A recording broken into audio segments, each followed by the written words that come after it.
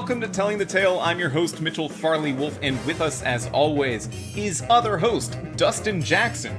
Yo, yo, yo, give up the rock. Give up, okay. And with us, additionally, is a very special guest. I'm so excited to have you here. He is the director of today's Telltale episode and a co-worker of mine. Didn't realize we were working together, or well, I did know we were working together. Didn't realize that you were the director of an upcoming episode until very recently, but we're so glad to have you on. Vahram Antonian. Hey guys, thank you very much for having me on. Happy to be on your show. Absolutely. Today we'll be talking about Minecraft Story Mode, Season 1, Episode 8, A Journey's End? With a question mark, A Journey's End? Released on September 13th, 2016, directed by Vahram Antonian. Designed by Matt Ulmer and Brian Freyermuth, written by Eric Sturp, Yale Hannon, and Erica Harrell, or Harrell. I could ask you, actually. I usually just leave it at, I don't know how to pronounce it, but how do you pronounce that last name? You literally pronounced everybody's name wrong, but that's all right. Did I really? I believe it. I believe it's Erica. Actually, yeah, I'm, and I apologize to her, but I think it's Erica Harrell, and it's at Eric Sturpy. Is it really? Okay, that one we've Yes. been saying a lot, actually. Whoops. Okay. Eric shout out to Sturpy. Eric. I got your back, Eric. If you're listening. Well, thank you so much for putting us in our place.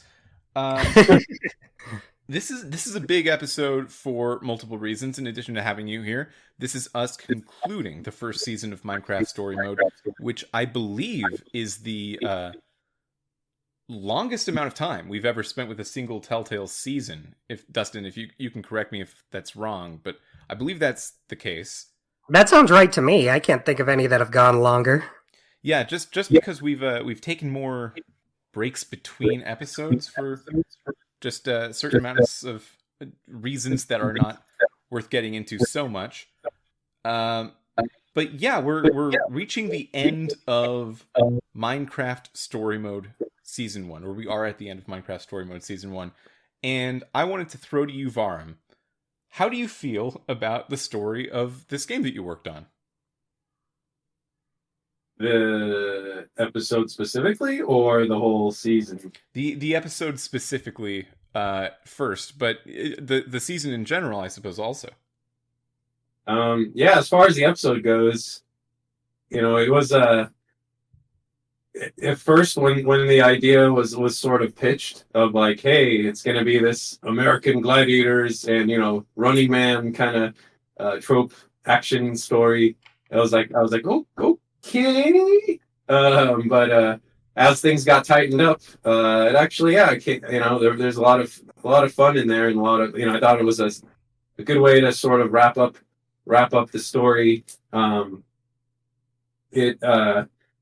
Overall, the season, I think, as you kind of were referencing, I mean, it was kind of a long 8 episodes, counting the adventure pack, but I think it was a clever idea to sort of go with the, one-off standalone format for the last 4 episodes, just because, it sort of allowed so many universes to be brought in, and also like aspects of Minecraft, kind of like we saw in this episode where there's, games. I guess we'll talk about this more later, I guess, but actual user created content that we paid homage to.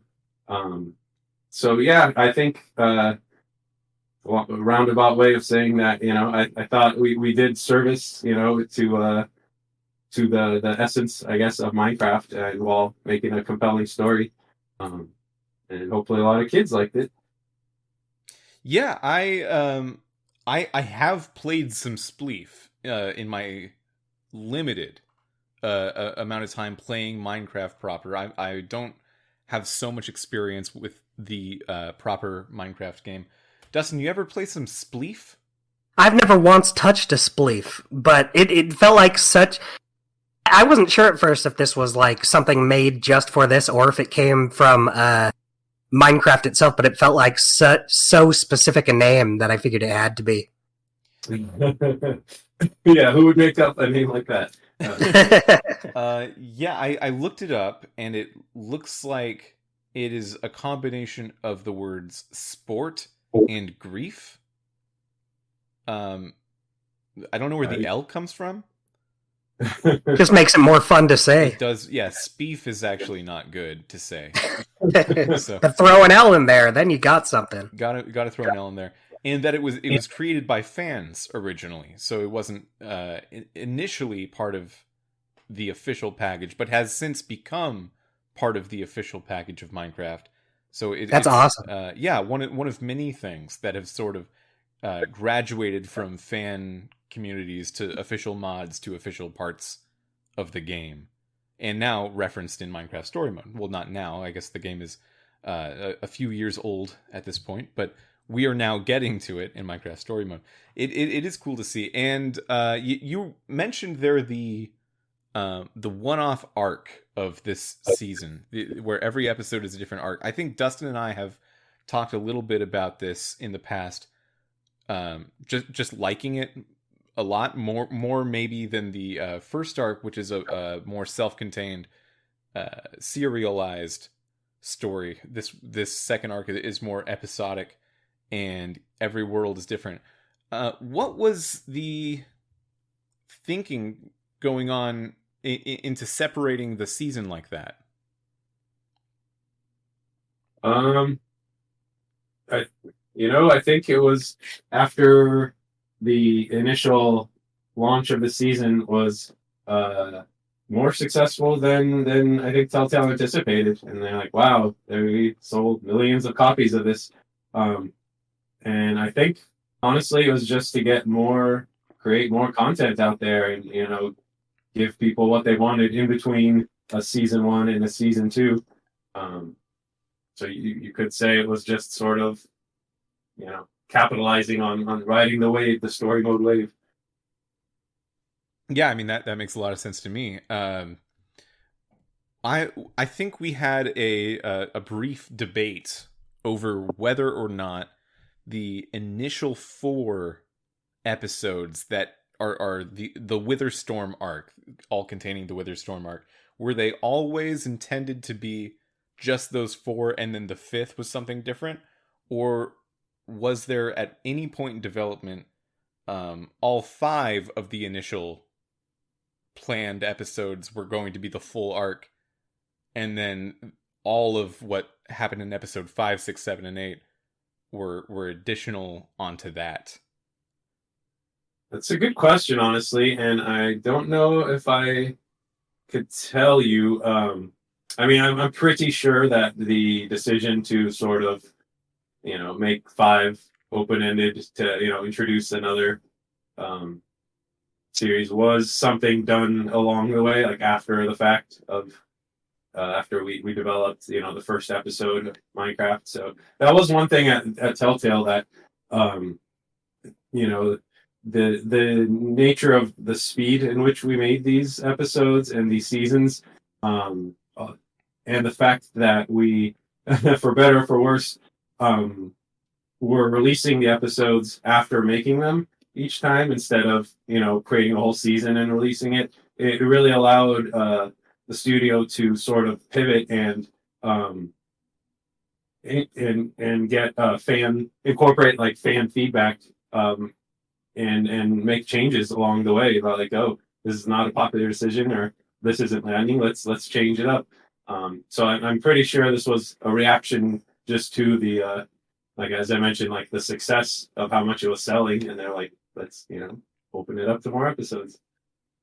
Yeah, that's very interesting. The idea that these episodes are in flux, not just in terms of polish, but in terms of writing and the overarching story connecting all of them, right until each of them is released. That, I have to imagine, that was extremely stressful. Yes. Things moved incredibly fast. And yeah, but not many studios out there can say that they literally listen or watch people's playthroughs and change the game accordingly. So I think that was kind of a special advantage. Yeah, it seems like I've been watching some of the pre-release stuff that the new Telltale company has been putting out about their game The Expanse, and how with both The Expanse and The Wolf Among Us 2, they plan on having the entire game done before episode 1 comes out, minus probably some polish and bug fixing, I imagine, but in an effort to not run into crunch or things of that nature. And I have to imagine that this is a pretty hard pivot compared to where the studio was around the time period that this game was coming out, or other games, Guardians of the Galaxy or Game of Thrones, or around this immediate post-Walking Dead era for Telltale. Yeah, I mean, during my long run at Telltale, that never happened. Towards the end, with the studios under new leadership, however, that became the sort of a shift in strategy to do just that. So a couple of games that ended up obviously getting shut down as the studio did, like the Stranger Things game, which I was directing on, and we were pretty far into development. That one we were working on the entire season all at once, as was at the time what was going to be Wolf Among Us 2 was also sort of designing and writing the whole season. But yeah, alas. Were you on the original Wolf Among Us 2? I was not part of that project, I see, because I believe you were telling me before how you were on the original Wolf Among Us. Right, and, yeah. What was your first game with Telltale? When I was starting out, I think I was helping with Sam and Max season 3. I think it was like the last episode 5, and also right around that time we were making Nelson, the puzzle agent game, Nelson Tethers. Those are two of our favorites here on the Yeah. podcast. Yeah, I had no idea what I was doing, as my first week or two, but I was like, all right, I'm doing something. That's, yeah, I mean, I feel like that's always how it goes. So let's head into the episode a little bit. I have a lot more questions for you. I hope that I don't bore you with them. We've just been so fascinated with how these episodes are developed as apart from any other mainstream video game development. So it's great having this insight. Mm-hmm. Yeah, no, absolutely happy to share. You guys have, from listening to some of your episodes, I mean, I feel like you guys have got a fairly good pulse on idea of the games, the nature of the games themselves, and some of some of your theories, I guess, on why decisions were made. There are pretty educated theories. So Dustin, we've got a good pulse. Oh, good. Yeah. That's what I was hoping for. That's the one thing I want. You're on to Telltale. You're getting too close. Your doorstep. So actually, one question I did have at the very beginning of the episode, we as we typically do, we see a credits intro scroll with the name of the director. In this case, it's you. The name of some of the writers and some of the designers, and then it'll say a Telltale story or a Telltale game by Brian Freyermuth and Eric Sturpey, who is not named Eric Sturp. I know this now. So that's different than what it says at the end of the episode, and I've noticed this about a lot of Telltale games. The intro sort of scroll of the hierarchy of people's names and positions in the beginning of the episode and the end of the episode seem to be different. what is the breakdown of leadership on a Telltale episode? You said earlier that this episode's idea was pitched to you as the director. How does that work? Yeah, so I guess typically the credit sequence at the beginning of the game lists the leads lead writer. We depending on each project, they often have a slightly different structure, but typically there's an executive producer who's sort of you know the showrunner, so to speak, and we may or may not have had creative directors, and then there's typically a lead writer for each episode. Some seasons we may have had a supervising lead writer who was kind of overseeing the whole season, and each lead writer on episode would sort of be working under that lead writer. And similarly with designers as well, there may be a lead designer and other supporting designers, narrative designers who will be working under them. But in the case of this one and a lot of other projects, the team sort of there's like a rotation. So let's say the team that was leading and writing the first episode, they would then, upon conclusion, because while they were doing that, the creative team would start on episode 2.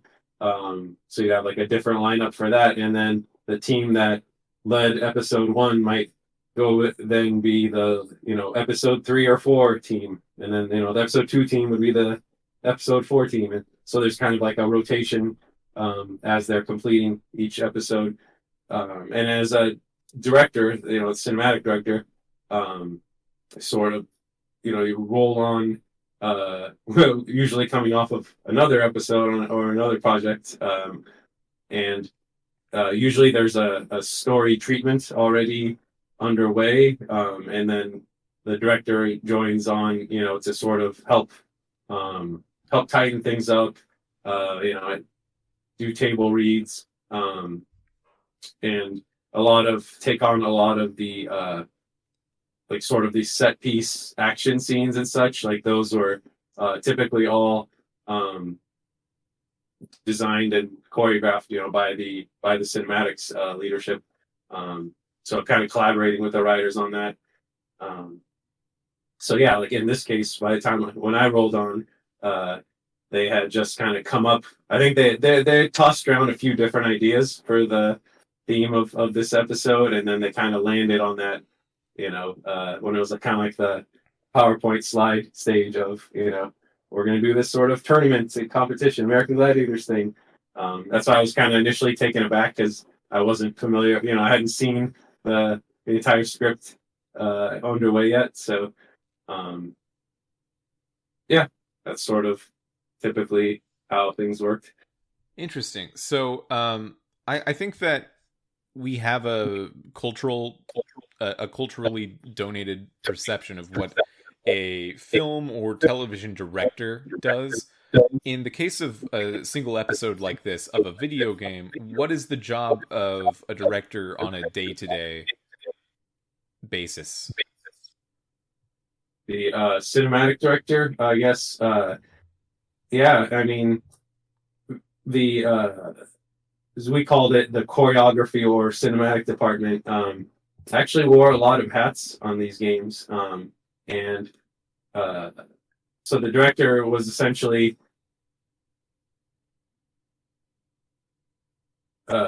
sort of adapting the script that the writers had, and adding, kind of going through with like a fine-tooth comb and breaking things up, adding director notes all along the way, to help inform both VO recording and also inform animation leads who would also be going through and marking, what performance, needed to be recorded. And in Telltale's case, as you could tell, it was largely all keyframe animation. And so the director would also be working with the environment team to, you know, oversee, sort of help make decisions on the levels and the maps and the environments, and because it was also the cinematic artists working with programmers who would be setting up like the free walks and the navigation cameras and such and the interacts, and it's very, as you could tell, like cinematic driven game. Yeah. And our tools were all geared towards creating cinematics.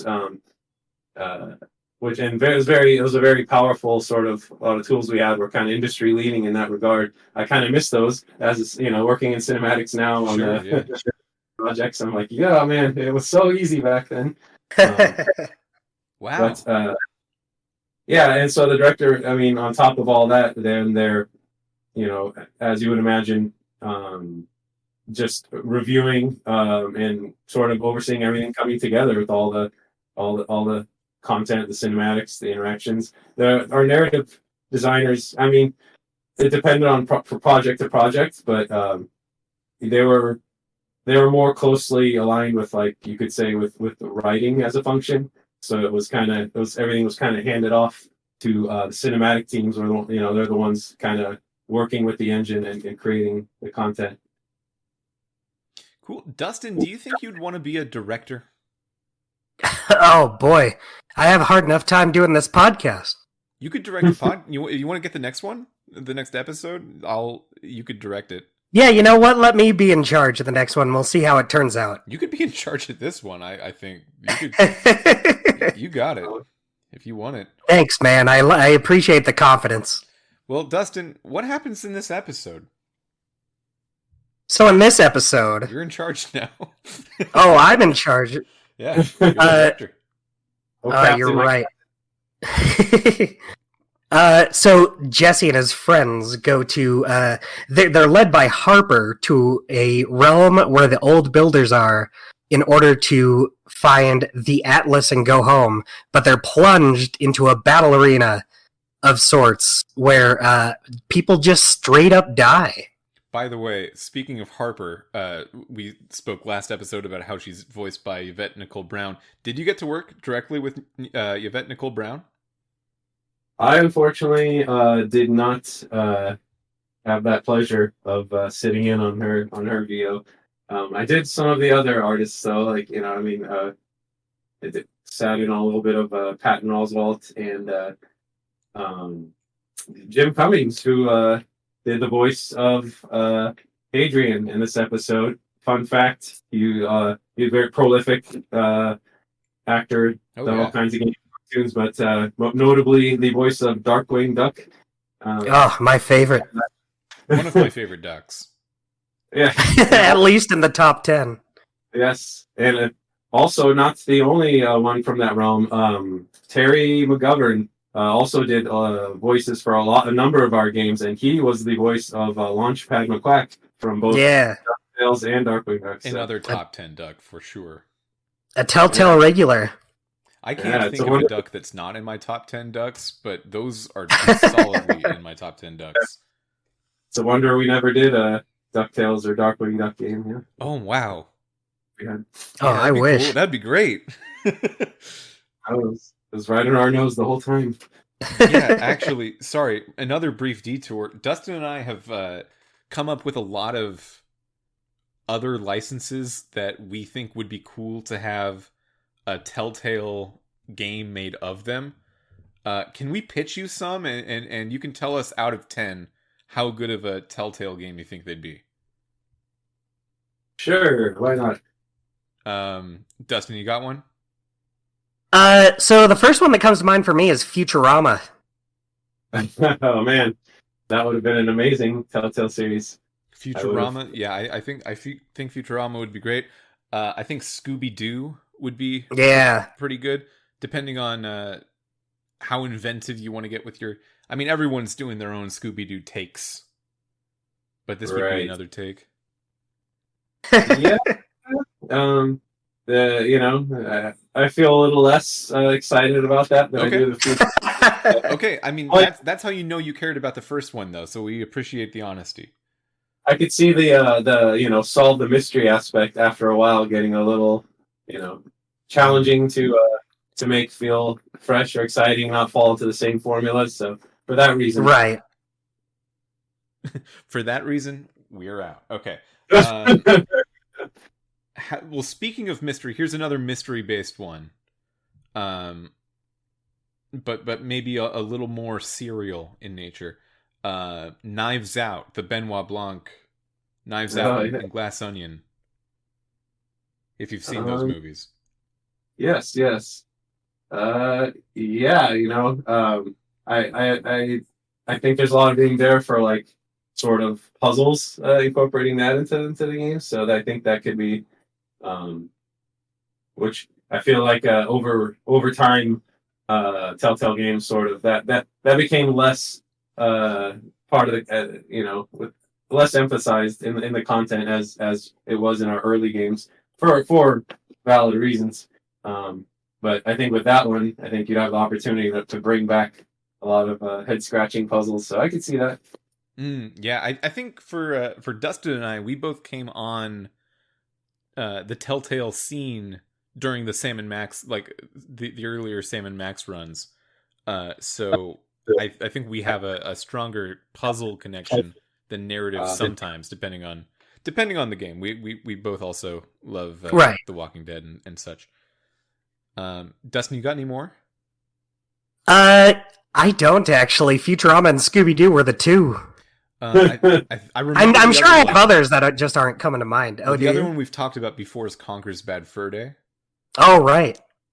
Yeah, just a game that very strongly uses its just conversation and narrative.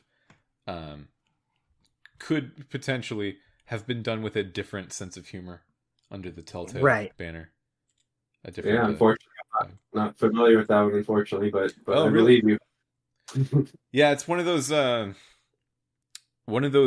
late 90s, early 2000s very edgy humor type of video games that does not survive, I think, a modern look, but was important in its time for being that kind of thing in a video game, made by Rare originally.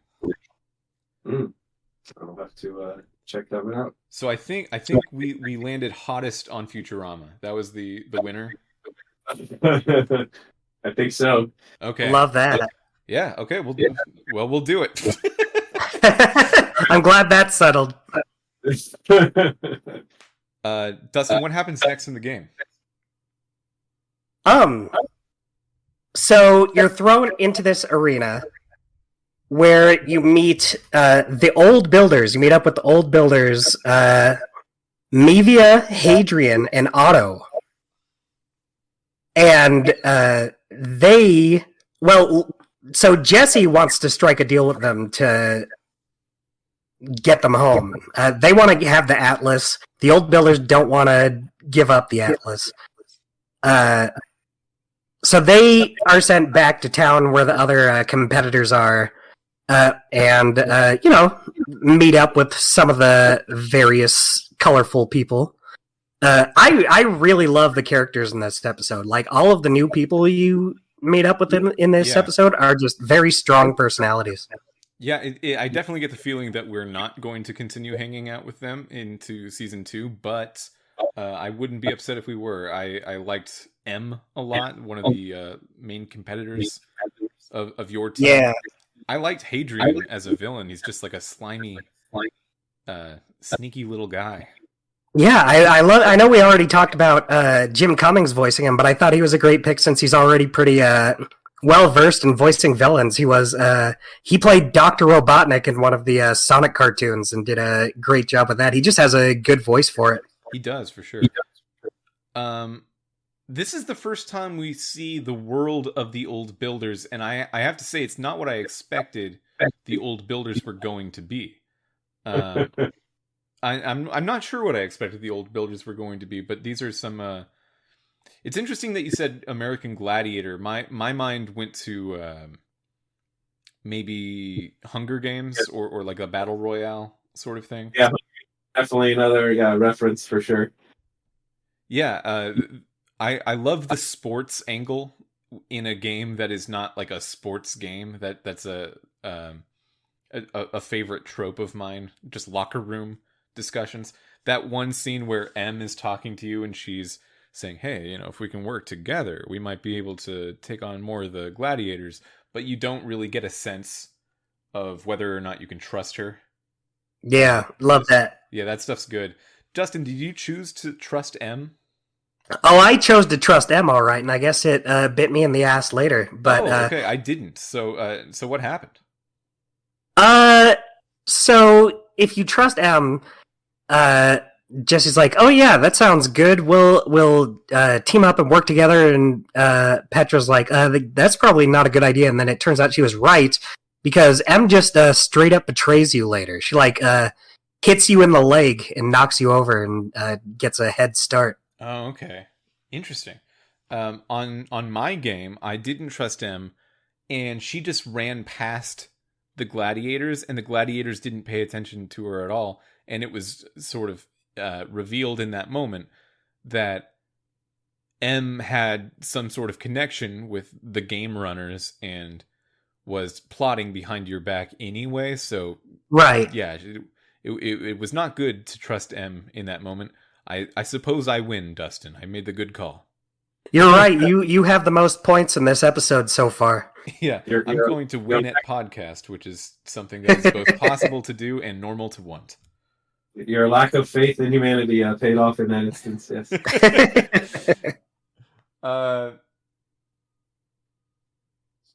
Yeah. So you go through all of these games where there are competitor deaths, but they don't die for good. They respawn just outside of the game zone, and they're called dirty respawns, which I took personally. Ooh. But, I respawn a lot. Yeah. It seemed aggressive, very aggressive. And you're given a chance to save either Lucas or not Lucas. It's either Ivor or Petra during the spleef match at the beginning of the game. That's another good choice. And Lucas tries to save the other one. And whichever one you don't choose, Lucas and that one respawn, and you're without them for most of the competition. Right. I thought this was great. They killed him off pretty early in the episode, and I knew, if they're doing that this early, there's no way it's real. I'm glad they finally brought in the respawn mechanic. I was feeling like that was something kind of missing, especially from the, murder mystery episode. That's a good point. Huh. In the murder mystery episode, I wonder if there was some sort of element of being able to come back from that.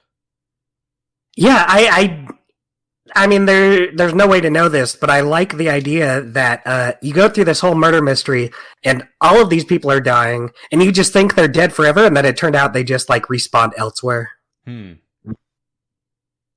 Yeah, I guess that's death in real life, though, too. We can't know that. That's true. Something just to think about. I was curious who you gentlemen chose to save in that battle. So I saved Petra. I also saved Petra. I imagine I kind of had a feeling we would both save Petra. Yeah, Ivor's really grown on me as a character, but not as much as still hasn't reached Petra levels. Yeah, I think we've talked in the past about how we don't really trust Ivor still, and we'll save him if it doesn't cost much, but I don't think we're going to save him in favor of saving one of our or instead of saving one of our good friends. Yeah, he's not going to be a first pick. He is a bit of a loose cannon, yes. But I'm glad you both saved Petra because you got to witness my favorite things about this episode. If you noticed, Igor post respawn after he lost a few things. Oh, I love it. When you respawn, you're sent to the mines in the Nether to just toil and work, I guess, forever. And when Ivor comes back, he comes back naked for the rest of the episode. He's got some boxers and a t-shirt and a white t-shirt. It breathes well, he says. Yes, that was probably the thing I'm most proud of. That was actually my idea that I pitched to. I was like, can we please have Ivor in underwear? I worked with our character art lead about. He was like, what kind of underwear? And I was like, old timey underwear. That's what I meant Ivor would have, of course. What underwear really screams Ivor? Yeah. That's an inspired choice. I'm not sure if in the American Gladiator vibe of it all, my mind would be as flexible as that to happen to be able to pitch clothless Ivor. That's some good stuff. Congratulations on everything. Thank you.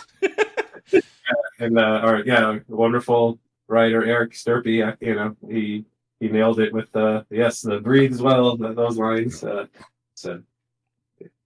I think what's great about that is that Lucas did not feel that this was important for him to do. This was an Ivor specific behavior action. He made the choice. Yeah, he did make that choice. So Petra does not do this if Petra respawns. That makes sense. It doesn't seem like her style. No. She's way too cool for that. Yeah, way too cool for that. I wouldn't have expected Ivor to do it either, but I think it just makes a lot of sense seeing it play out. So one of my favorite things about this episode is that while you're training for the games, while you're hanging out with all the other competitors in the athletes square, you see all these posters and statues of a character named Tim. And everyone just loves Tim. He's the greatest athlete of all time. He took on all the gladiators at once. He carried his entire team across the finish line. But it turns out that Tim never actually existed, and he only was shown as a beacon of hope that competitors might have, that they could possibly win the games because it's been done before. I love that through line. I connected with that a lot. I wondered if we would see Tim, but if it was revealed he was fake. Dustin, did you predict that Tim was not real? I did not predict that Tim was not real. I didn't think we'd see him. They make it pretty apparent early on. They were saying, Tim's the one who made it out, man. Tim's great. So I didn't think we'd be seeing him, but I did not put the pieces together. I especially liked the frequent usage of the word Tim as an adjective. Of oh, Jesse, that's pretty Tim of you. It's so Tim. That's so Tim. You don't say that in your day-to-day world? Yeah, no. I'm gonna start. Now I do, yeah. If someone wins any kind of sport, I'm gonna be like, dude, that was Tim AF. And they'll respond with, "Oh, like off of Minecraft Story Mode, Season 1, Episode 8." I think they will, yeah. So shortly after it's revealed that Tim was never a real character, we see that Hadrian, the old builder in charge of it all, played by Jim Cummings, he has kidnapped Axel and Olivia from our reality, and he's trying to just game the system. We had this deal of if we could win the games, we will receive the what's it called, the Atlas, to go home, which is all we want. I feel like it's a really low bar what we're asking for, and they just don't want to play ball at all. Yeah, especially since later Hadrian's like, "Look, we just want you out of here. Why don't you just quietly leave the game?" I feel like it would benefit everybody to let them go home. Yeah, he wants us out of here, but we can't just all go. He has to keep one of us. He's just too busy being an arch villain to. He needs more mind workers. How his strategy is really not working. It's his hubris. He's a hubrical character. Hubrical? Yeah, I think that's the word. Sure, that would be a good descriptor. He can't. He's not content with a small win. He wants everything. Well, he also wants the redstone heart that Jesse has. He does. So there is something in it for him. Oh, there was an option earlier in the episode, like right after they meet for the first time, where you can offer something to Hadrian in exchange for the Atlas, because the Atlas is the thing that gets you home, and you can show him the redstone heart. Is that what you showed him, Dustin? So I started by showing him the flint and steel first, and he was like, yeah, we all have that, so... I didn't try that. That makes sense. I tried to show him the pumpkin first. Ooh, what do you say to that? Okay, so he, like, knows of Cassie Rose, but it didn't seem like it was very important to him, or that she was very important to him. She's just one of the old builders, and that's fine. Like, it's just that's just fine. Yeah, it's just fine. He didn't want it. He wanted the heart. Right. Yeah. Yeah. I was say the one thing he didn't already have, I guess. A heart. Whoa. Ooh. That's good. That's good writing. Straight to the top, kid. Straight to the top. Best in the biz. I love the decision later on when you're trying to rally the troops. Like, you're trying to convince everyone to betray the rules of the game and, like, work together. And you have the choice to either tell everyone that Tim isn't real, or to just let them continue living the fantasy. And while you're given that choice, someone in the audience says, "If it weren't for Tim, I probably would have given up a long time ago. I love Tim. It's the only thing that matters to me." And then you can still choose to, like, oh no, he's not real though. Just what did you choose? I chose to continue living the lie. Interesting. I chose to tell them that he wasn't real. Ooh. Okay. What happened? Just because I figured, like, if I don't tell him now, something could happen to bite me in the ass later. And I don't know if it does or not, but so if you tell them he's not real, then that does make some people in the audience just immediately not interested in what you have to say. Like, oh wow! When I was done with Jesse's speech, the reaction was very lukewarm. Vahram, how do you feel about players having this decision to dissolve the determination of your fellow man and woman so easily? Yeah, to me, like, that was the most fascinating choice in the episode. Just because of the ramifications behind it, and how it would literally affect everybody. I thought it was a good sort of something great to put on the player. I personally don't know which one I would have chose, but you could see sort of obviously valid reasons for both, which is what makes it a powerful choice. But I'm pretty sure no matter which direction you went, you were gonna lose some people, and along the way. So, for one reason or another, I think Jesse can't win everybody over. It's one of those situations.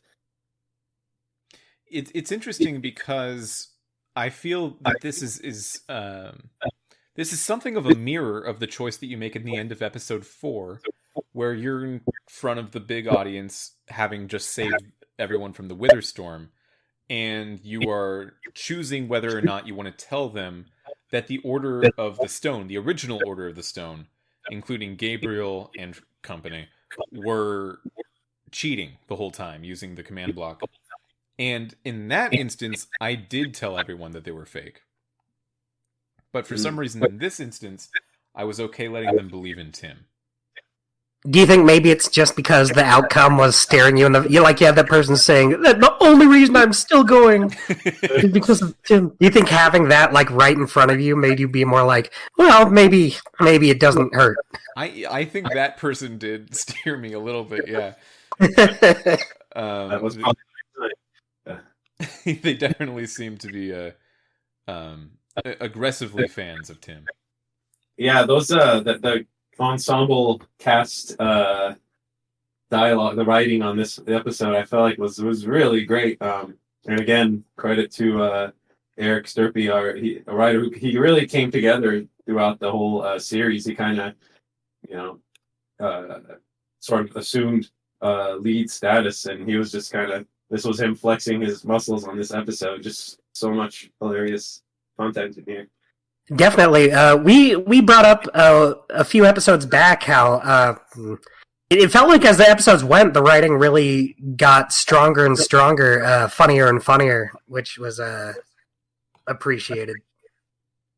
Yeah, you know, when I will say when Minecraft, this whole project was being developed early, you know, it was coming off of the studio had completed, you know, The Walking Dead, and initially there was an angle that was being prototyped of sort of almost like a dark sort of direction or a tone for the season and the story, with almost like realistic sort of high stakes moments, with like almost a horror movie-esque, with, you know, creepers. You could imagine, Yeah. you know, replace walkers with creepers, and then it's sort of wisely creative studio leadership kind of pivoted towards like, let's go in the direction of making this a fun Goonies sort of thing. And so yeah, and as you said, as things went along, I think they went further and further into that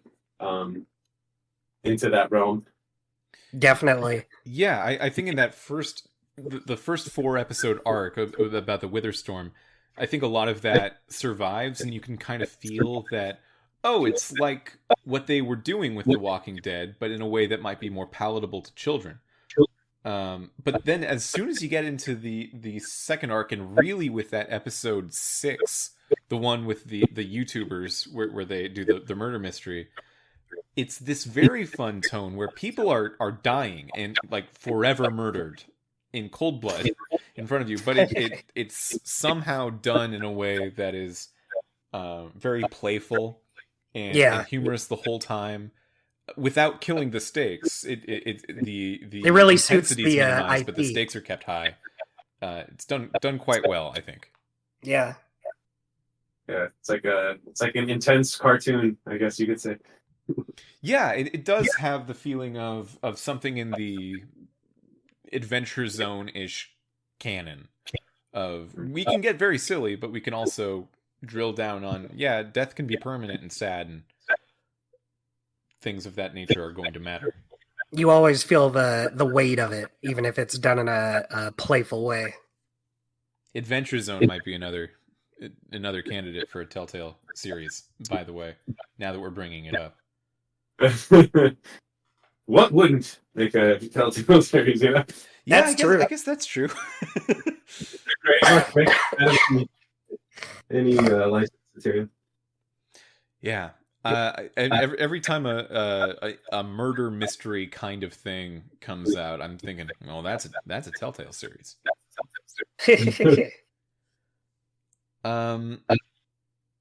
As the episode progresses, we get to the end, and we eventually convince everyone to work together to not just choose not to fight each other and choose not to fight the gladiators. And from those choices, we can subvert the expectations of the game runners and walk away with the prize after a climactic fight with Nevia and Hadrian. And then we get to go home. We're going home, and at the very end, we have a great post-credit sequence. Correct me if I'm wrong, but I don't believe any of the other episodes have a post-credit sequence where we see Hadrian and Nevia in the... they are enacting the choice of, would you rather fight 100 duck-sized zombies or zombie-sized ducks? Good callback. Yeah, great callback to the episode 1. All the way back. Kind of bookends. That was the very first choice in episode 1, yeah. So in my game, they were zombies this size of chickens. It's chickens, not ducks. Dustin, did you pick the other one? No, I picked the one with the chickens.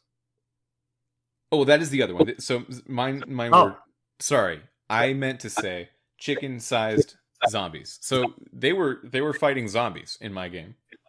Oh, so for me, it was a bunch of chickens. Good. That's very cool that matters. Yeah. Zombie-sized chickens, yes. Here's something I wanted to ask about. In every place that you go in this arc, you find a book written by Soren. I then looked this up to see if there were any references. I shouldn't have done this. I was getting ahead of myself. But I was looking up in Season 2 of Minecraft to see, were the old builders expanded on? Are we going to find out more about the old builders? And the wiki says no. The wiki says we're actually done with the old builder arc. I was wondering if there was ever planned to be more done with like what the old builders are, or who they are, or what their goals like outside of Hadrian's immediate posse were. It seems like a larger concept.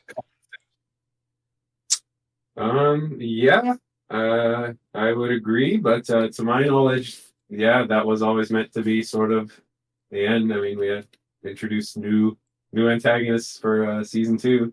I'm not sure the decision why, but yeah. Okay. Looking forward to it. I am looking forward to it. Yeah, and some other choices at the end of this one too. Once you're in the room of portals, I thought was interesting. Of again, Ivor. Since I'm such an Ivor fan, there's that moment when he's watching Harper, sort of almost creepy, like, and you get the choice as Jesse to sort of, walk him over to talk to her. I don't know how you guys felt about that moment or how you played it. Yeah, that is a great choice. Dustin, what did you do? Oh, I walked him over. I felt like it was only fair to say goodbye. I thought it was going to lead up to like letting him go with her. I kind of thought so too. I also chose to walk him over, but I was torn about it because on the one hand, we're friends with Ivor now, and Ivor clearly has some sort of affection for Harper, and I think just the friendly push of "come on, go talk to her," that makes a lot of sense to me. But also, right. I think Harper is like a good person, and Ivor is like a really creepy, weird guy, and I actually think she shouldn't have to like deal with She can him. do better. Yeah, she could do better, and I don't need to push this necessarily. Yeah, so that was a complicated choice, a deceptively complicated choice. Really makes you think. Really puts the old ticker on.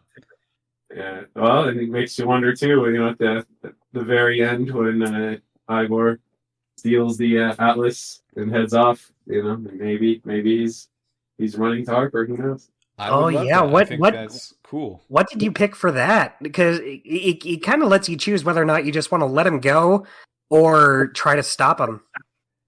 Yeah, so there were a bunch of treasures that were all very powerful, and I kind of didn't realize that we had accumulated so much throughout just the last 4 episodes. Yeah, me neither. We had the crown that, I guess if you put the crown on a chicken, that's how it works, in order to make infinite items. We had the enchanted flint and steel required to hop universes, the Atlas required to find your way through those universes, and some other stuff. The redstone heart from Palma, which was probably immensely powerful. And Ivor only took the stuff that allowed him to visit other universes and not become a god, because he could have definitely become a god with the other stuff. So I kind of let him slide, and I said, I trust him. He's fine. Yeah, that's what I did too, because, even as far as episode 5, he was saying how much he wanted to explore, and he was really into the flint and steel. Mm-hmm. I don't see no harm in that. Yeah, it does remind me of how we found him in episode 5, building the house that spews lava in the middle of town. That's one of my favorite jokes in the whole game, of just, he's so confused, like, why would I not be allowed to have this? He's so bewildered. He's bewildered that we've taken issue with it. Yeah, a little bit social awkward there. But yeah, and Paul Rubens, does his performance Great wonderfully. job. I was always a huge Igor fan. I think I had to warm up to him, but in the 8 episodes of Ivor, I have gotten there. Oh, I warmed up to him around episode. I think it is that part with his house. that was really good. Yeah. That made me be like, you know what, Ivor? You're all right. He just can't understand why we don't want him to have lava around. People are on fire, and he's like, that was your choice. What's the issue? Yeah, so by the way, a little backstory in the way that we've played through the games. Dustin has been playing through with male Jesse, and I, in an attempt to see other VO and occasionally other writing, have been playing through with female Jesse. And between the ability to change skin tone and gender presentation and armor choices and weapon choices, there is a huge emphasis on customization of Jesse as a character in this game. And I guess I just wanted to ask about the creative decisions going into that versus, for example, Clementine or Big B Wolf or anything else in the Telltale canon that does not rely as heavily on that kind of stuff. I think just by the nature of the material, the license, customization, obviously big part of the Minecraft game. Naturally that was something I think that the story they wanted to lean into. And yeah, it was a sort of, that is a big move to have a complete different voice actress for have to record everything twice. Yeah.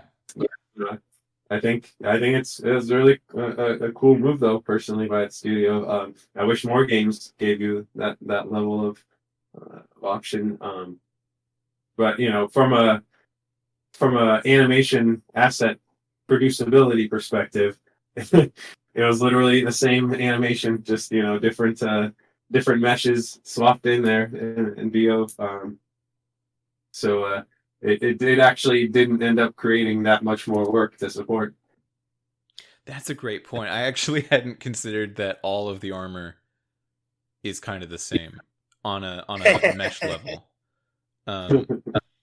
There might be shoulder pads that push it out a little bit, but yeah, that's a great point. Yeah, if you don't have to do something like making a new model, why would you ever not do that?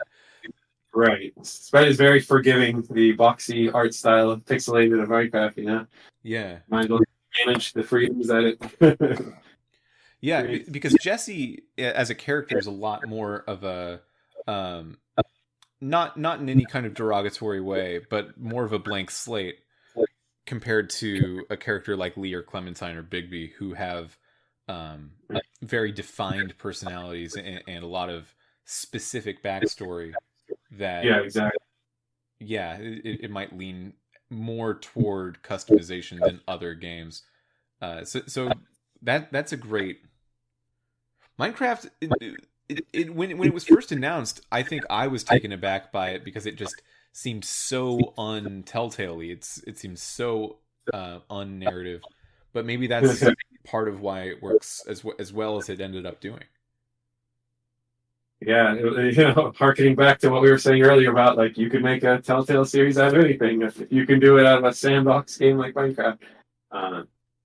And plus, it was so insanely popular at that time too that I think people were just sort of eating up any content, especially kids. On a sales level, is Minecraft Season 1 the best-selling Telltale game? or maybe Walking Dead. Yeah, I'm not sure if which one of those, if Minecraft surpassed Walking Dead. I want to say that it did. Um, yeah, but I'm not 100% on that. That makes sense. It does. I would imagine that it could be either one. Yeah, There was a because like Walking Dead was pretty. It was like super well received, but Minecraft is like the biggest gaming IP in the world. Yes, it was immediately. I think for Walking Dead took a little while to sort of once it was out there and people realized what it was, and whereas Minecraft was just as soon as it was released, just the name Minecraft, people just sold instantly. Right. There was definitely a drop off, though, as things went from the Adventure Act, and season 2 was definitely sold nowhere near what season 1 did. So it was a little. Speaking of these different licenses, what was like we had some fun earlier just yelling names of shows at you. But what would the process be in terms of getting everyone on board at the studio into because I imagine that Minecraft was a tough sell to some people. It would be hard to imagine how this game would end up looking or working before actually seeing the finished product. Yeah, it was, I think people didn't know what to expect. I don't think people thought it would be as successful as it was. But there was definitely a long sort of incubation period, like I was mentioning earlier, where things were kind of taken in different directions. There's a lot of sort of prototyping and trying to nail the feel of what's true in the Minecraft universe. And even as we got underway with episode 1, it was still a lot of feel out process, such that the writers, the team, I remember was starting on episode 2 while we were still kind of getting 1 together. There was a little bit of struggle there where they kind of weren't aligned with the style and tone of what we were arriving at. So episode 2 had to get a complete rewrite as well. I think that one, there was a little bit of delay in the development on that one. So it was wow. It was like, all right, we finally figured out what this game is. So let's completely rewrite episode 2 again. It's interesting that you say that because I think the first 4 episodes all came out within like 2.5 months of each other. Very compared to other series, like a very compressed release period. Yeah, like cadence, you mean? Yeah. Yeah. I mean, there was, due to the nature of the content, I think it was, dare I say, a tad easier to produce and make. But I could have sworn there was a bit of a gap between 1 and 2. I thought, but maybe I'm mistaken. I easily could be too. That's fair. Maybe we're both wrong, and then that'll be how the listener chooses to interpret this. Just like the games, it's up to your own interpretation and choices about how it goes. Right. That was always a big emphasis, though, by our CEO and kind of studio leadership. That was like cadence was something that was always pushed for. They didn't want, obviously, a lot of time in between episodes for people to kind of lose interest or get a little out of touch with what choices they made previously. So there's definitely, yes, that ticking clock was always there of, we need to get this out. Here's a question you very well might not be able to answer, so feel free to defer it. This is one of the Telltale games that is no longer available for purchase. Just about anywhere. It was on Netflix for a while, and now it's not there anymore either. Who do angry fans need to write to on Twitter? Who's the decision holder there? William Gates, Microsoft in Washington. But they're the ones who own the license. It was kind of so Telltale had to kind of work with Mojang and then also Microsoft to develop these games. And I think I think the licenses reverted back to Microsoft. So, yeah, it is all their strategy. Okay, well, draft your tweets, everyone. Get them all put together. Unless we have anything else about the episode proper to talk about, why don't we head into our segments? I do love them segments. You like them segments, Dustin? Oh, I love those segments.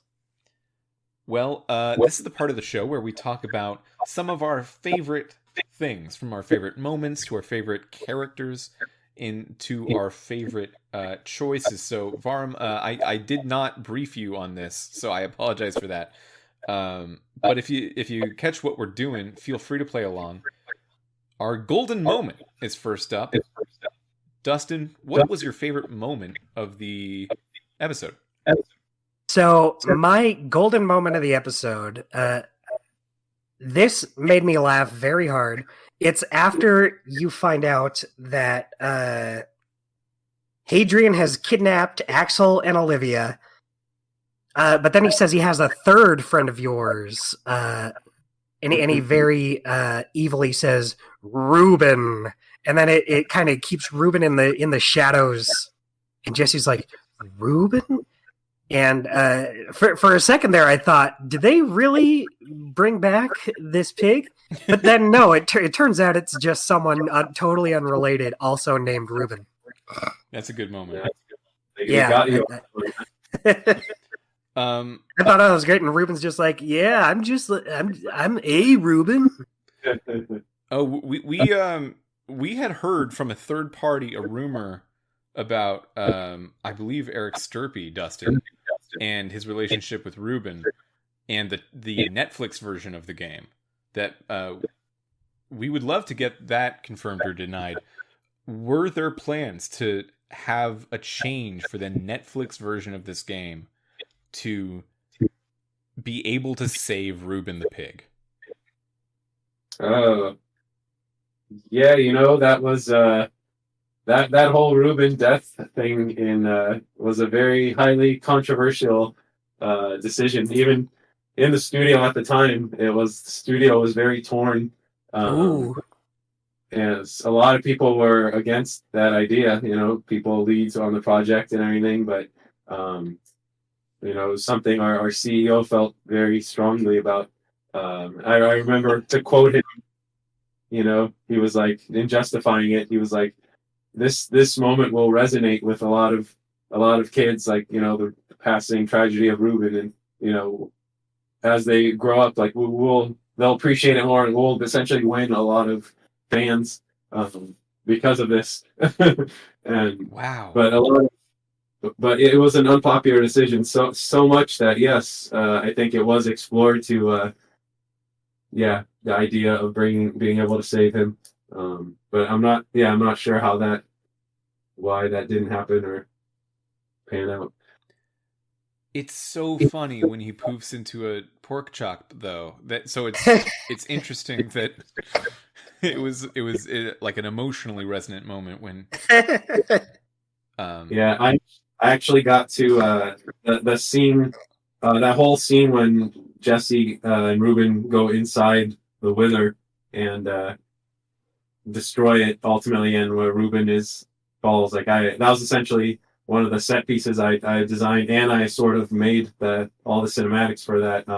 And cool. I remember the executive producer just walking by, shaking his head at me, and calling me like a henchman or a hitman as I was killing Reuben. I felt like such a villain in my own studio.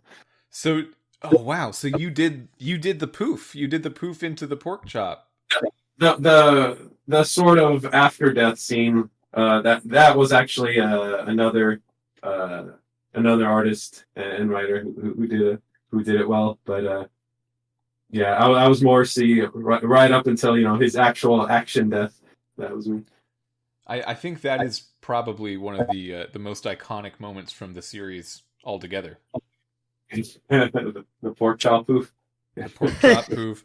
Well, everything just involving Reuben's death in that area.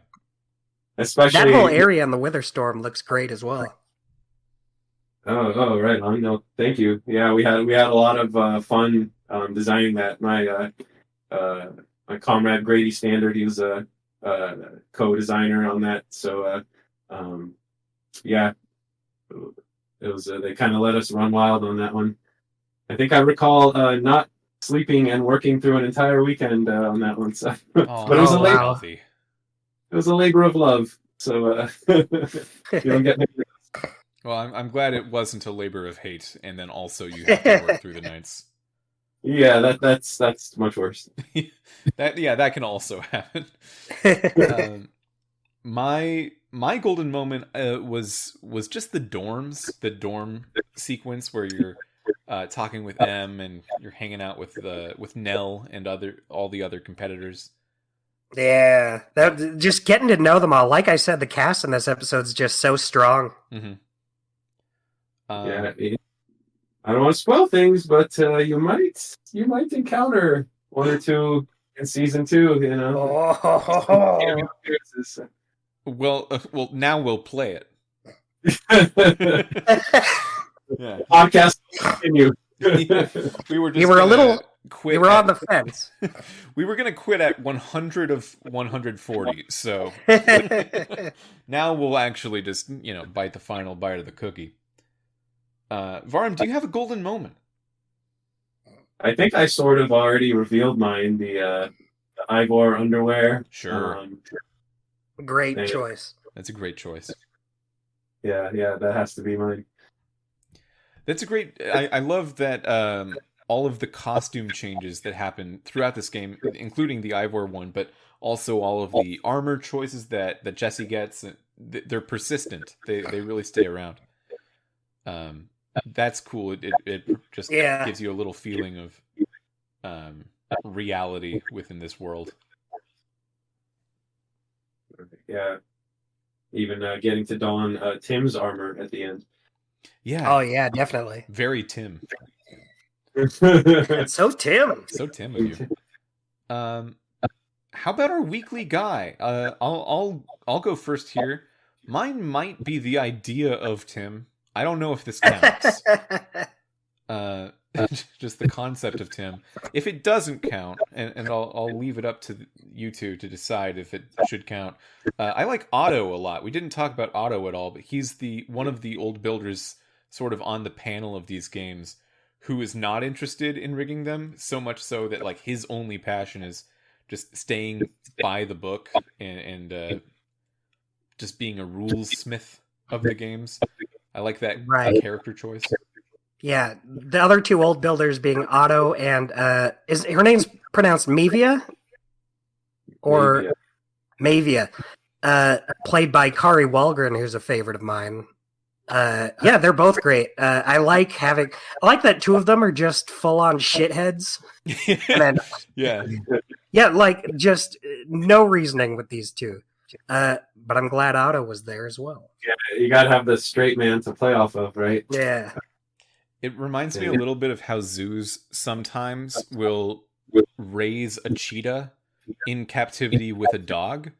And it's just like your really big aggressive friend just with a smaller calm friend just saying, "Hey man, it's cool. You don't need to don't worry about it. You don't need to eat the zookeeper right now. I'm I'm your fine. dog friend. Calm down."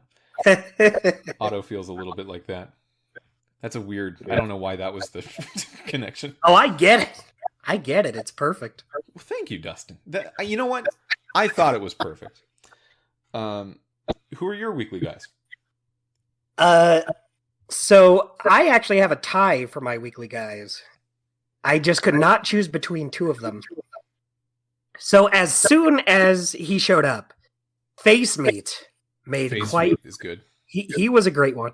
My favorite thing about him was that he shows up and he's kind of like a meathead guy. He talks in the first person, but he's not like dumb. He's not like meathead want fight. He speaks normally. He just refers to him. He chooses to refer to himself in the first person, which is great. He is good. Who's your other in the tie? Nell, I thought was great. I just love characters who are like, "Whoa, dude, yeah, you're like so cool." I did pin Nell as a Dustin-esque character. Nell's great. It's so hard to choose between these two. I would totally love a game that's just like, if you didn't want to use the already established characters, you could set up a whole new team with like Nell and M and Face Meat, and you got a lovable ragtag bunch. That would be a fun crew. I agree. Yeah. I'm glad you brought up the gladiators because we didn't really talk about them, but they're all hilarious in their own way. And, I forgot the concept of the gladiators is pretty important. They're kind of the guys. So the competitors in these fights aren't necessarily the ones killing one another. I mean, they do from time to time, but it really is the gladiators going after them that are causing the most mayhem and death. Yeah, they're the true enforcers of for Hadrian. But it turns out they have feelings too, and they're people. That's as big of a brute as Slab is in particular. Slab's great. I love the moment later when it's kind of subverting things when Jesse kind of shows him the wrong the evil ways of Hadrian and kind of wins him over, but then Slab's like, wait a sec, you weren't very nice to me either. And calls Jesse out. I was like, wow, he's a sensitive guy. He is a sensitive guy, and he was reading his book really slow because he likes to take it all in. I like that choice for him a lot. Vahram, do you have a weekly guy? I guess I would have to say Slab. He was my guy. Slab is great. So dynamic. One line of his I really like. When they're standing up to the old builders, and he says, "I won't work for bosses who use people and manipulate people. That's inconsiderate." He's right. Yeah, I can't fault him. Okay, and our final segment is the choice cut, our favorite or most interesting choice that we had to make throughout the episode. And I think I'm giving it to telling the people about whether or not Tim is real. Yeah, that's also mine. It just has to be. It's a good one. Do you concur, Vahram? Yeah, there were some other interesting choices. Ones at the end too of like, what do you do with M? Do you let her come along with you? Yeah. I'm not gonna say that may or may not pay off at all. But yeah, I agree that telling him about Tim or not definitely. That one. It was such a dead even sort of choice where you could justify either side, and so yeah. Those really are some of my favorite Telltale choices. Ones where I really have to pause and think about it and weigh my options. Mm-hmm. We did this series immediately after The Walking Dead Michonne, which surprisingly similarly had some of the choices that I had to pause the game and just really think through which one I was going to choose, which I felt it like is cheating a little bit. I don't know how you feel about that, but if you put a timer on it, I'm gonna feel like part of the choice is the instinctualness of it, and I was just giving myself more time. I'm a dirty little cheater like that. If only you can do that in life, huh? If only. Yeah, you are sort of breaking out of the intent there to kind of grab people at their impulse, but I don't fault you for that. As you play as you like. Well, thank you. I was afraid, but part of me wanted to storm off right now, but I gotta say the choice in this season that really got me the most was in episode 6. Where you can choose to throw down Cassie Rose's cat to her, to just have her be stuck underground with a cat forever, like an Egyptian pharaoh. And That's just the choice, because you're leaving her down there no matter what. Just, are Yeah. you going to condemn this cat to also be there? What an interesting choice. I don't know if I've ever done anything like that in a video game. That's great. I actually, yeah, I could say I definitely collaborated heavily on the ending of that one. Oh, And awesome. yeah, it was, yes, that was, when we realized that could be a choice, that was a fun one, sort of great as well. Yeah, some of the most interesting choices never have to be. I mean, it's great if they impact future storylines in one way or another. I think that is part of the appeal of a Telltale video game. But some of the ones that don't, or at least feel at the time like they don't, like, should she just have a cat underground? That's something to think about. That's a unique choice in and of itself that I've never had to think about before in a video What are game. the ramifications? Do you bury this this woman with her favorite cat just because she wants to die with the cat? The cat could live. And but also has no say in the matter. It has no say in it. And yeah, the cat doesn't seem to want to do this. Yeah, and that cat sort of, it wasn't sort of originally part of the story, but as we built it, it sort of took on its own character. It had its moments there during the that pivotal scene at the end. So you did sort of get a little attached to it. I mean, that choice was always just meant to be, showing a bit of mercy to Cassie Rose or not. But yeah, because that cat took on life of its own, it's interesting that for you're more concerned about the well-being of the cat. Yeah, because I I feel like if I had mercy for her, I might try to save her in some way. But this I think the immediate thought I had was just like, well, can the cat get away? Is the cat gonna? Can cats beat endermites? I don't know the Minecraft lore on which animal is stronger, an endermite or a cat. It's a good question. Could go either way. So that's been our episode. Thank you so much for joining us today, Vahram. It's been an absolute treat. Oh yeah, likewise. I had a lot of fun. Thank you. Before we go, is there anything else you'd like to say about either the episode or working at Telltale in general, or where our listeners can find you if they're interested in doing so?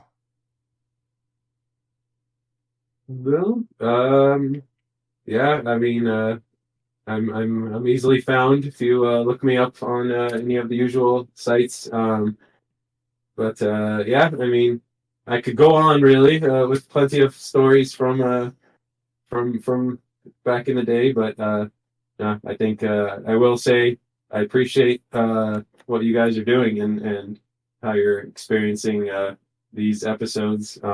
And as I mentioned to you guys before we got on there earlier, that after not having watched this episode since we shipped it 7 years ago, it was sort of a treat for me, really, to being so removed from it, to kind of just sort of enjoy it almost like a fan again, with all the fog of war kind of removed, and made me appreciate that much more that you guys are sort of curating this whole Telltale experience for people. So thank you very much. Yeah, thank you so much. We're so glad to, especially for the ones like these that are no longer able to be purchased independently. If you aren't interested in spending a little bit of cash on a used either console disc or maybe a black market, gray market Steam key.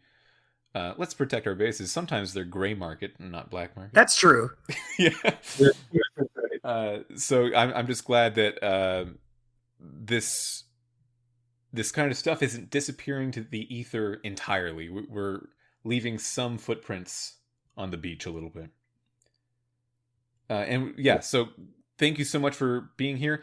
If you catch wind that we're about to do an episode in the future that you have any kind of particular attachment to, we'd love to have you back anytime. Definitely. I believe the next, for both your information and the listeners' information, we are headed into the Game of Thrones series next. We're not going completely chronologically. We kind of jump around a little bit, although we Yeah. will eventually do everything. So Game I of was wondering- Thrones is next. I was wondering the method to your madness. How do you go about the order? Is it just completely arbitrary, or you just get sick of one IP and then go to another? There's some element of like light chronology. For example, I think we felt the need to do all of Sam and Max, and then sort of do the ramp up to Walking Dead, because that changed the way the games were designed. With I think we called Back to the Future and then Jurassic Park and then Walking Dead kind of like a road to the Walking Dead. Right. And then after that, we've gone roughly chronologically ish post Walking Dead as well. But a lot of stuff has been thrown around here and there. Like, we started with Sam and Max season 1, then we had to go back to the pre Sam and Max stuff, like Texas Hold'em and Bone. Yeah, I don't know. I don't know if there is a reason other than starting the podcast. It felt good to start on something that we both knew very well with Sam and Max. Yeah. And then it's difficult sometimes to record episodes based on some of the more difficult to play games like CSI, so that forced our scheduling hand a little bit. We have one more CSI game to do as well, so that might happen pretty soon. Looking forward to it. I am looking forward to that. We've got some more Lawrence Fishburne stuff in there. Right. I mean, I hear it's the good one. Okay. Well, thank you for listening, listener at home, and thank you for being with us here today, Vahram. And until Thank you next very time, much. have a great summer. Have a great summer, you guys.